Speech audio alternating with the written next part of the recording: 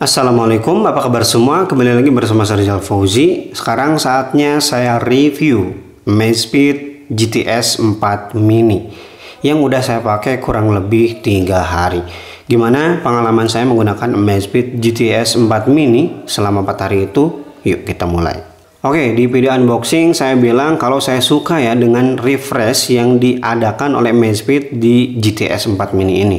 Dari mulai boxnya yang terlihat fresh dan juga desain dari smartwatchnya. Kemudian tombolnya juga ini clicky banget, enakan ya kalau dipencet-pencet, dan di tombolnya itu ada logo Amazfit-nya. Yaitu ada yang suka, ada yang tidak. Kamu suka nggak kalau ada branding Amazfit di situ? Karena dimensinya yang kecil dan juga mungil, kaca 2.5D di smartwatch ini jadi kerasa lebih mewah aja. Terlebih di bagian sampingnya ada kilatan-kilatan warna silver.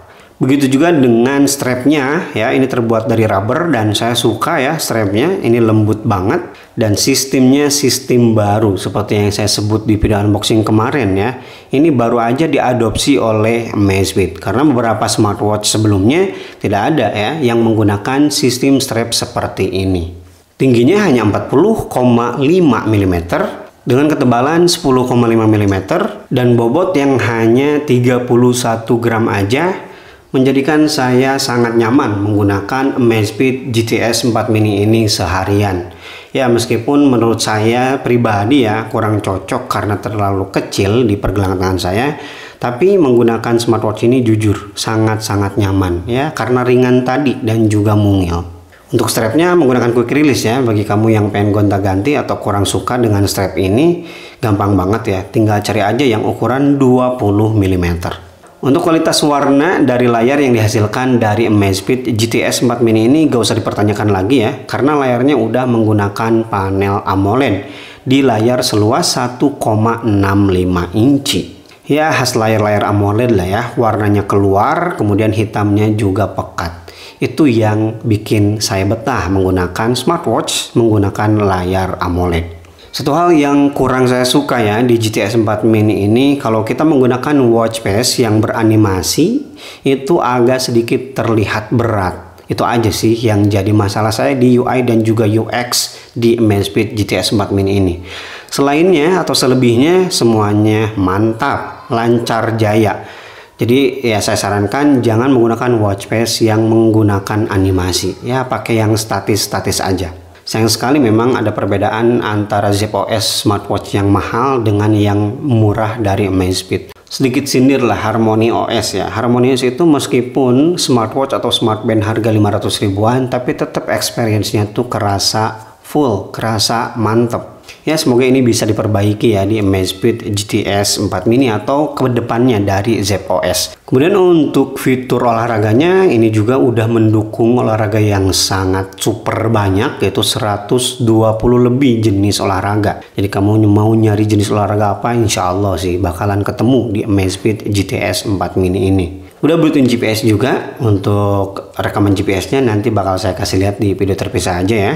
Dan smartwatch ini udah mendapatkan sertifikasi anti air. Jadi kalau kamu yang hobi berenang atau olahraganya berenang, bisa banget pakai smartwatch Amazfit GTS 4 Mini.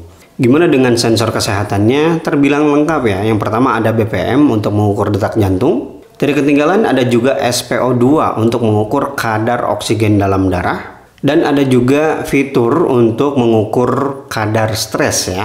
Nah, ketiga sensor ini bisa aktif all day 24 jam. Tidak ketinggalan ada pengukur kualitas tidur dan tidak ketinggalan fitur yang standar dari ZOS, yaitu one tap measuring. Sekali tap langsung mengukur semua sensor. Di sini ada BPM, stress level, kemudian oksigen dalam darah. Jadi kalau kamu pengen langsung ukur semua ya silahkan pakai fitur one tap measuring ini. Gimana dengan fitur lainnya? Ya khas Amazfit ya, lumayan lengkap. Di sini ada matahari dan bulan, kemudian kompas. Tapi sayang sekali Amazfit GTS 4 Mini ini belum ada altimeter dan juga barometer. Dan bagi yang suka nanyain, GTS 4 Mini ini udah support remote kamera.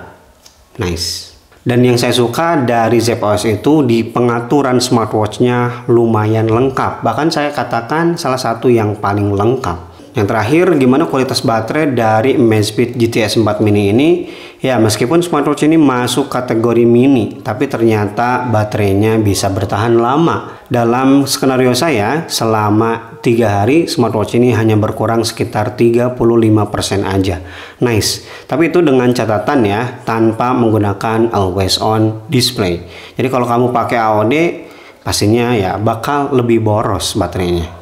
Yap, itu dia review saya di smartwatch Amazfit GTS 4 mini. Di harga 1,3 jutaan, apakah smartwatch ini worth it? Ya, worth it, terutama bagi kamu yang punya pergelangan tangan kecil. Agak sulit ya kita cari smartwatch di ukuran 40 mm, 41 mm.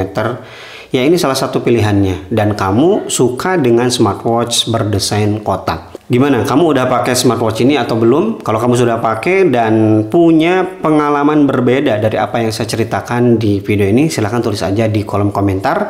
Itu akan sangat membantu bagi penonton di video ini. Dan seperti biasa, kalau kamu tertarik dengan smartwatch ini, silahkan kunjungi kolom deskripsi. Link pembeliannya sudah saya sertakan. Mohon maaf apabila ada salah-salah informasi yang saya sampaikan di video review ini. Silahkan koreksi aja di kolom komentar. Ya, Rizal Fauzi pamit. Wassalamualaikum warahmatullahi wabarakatuh.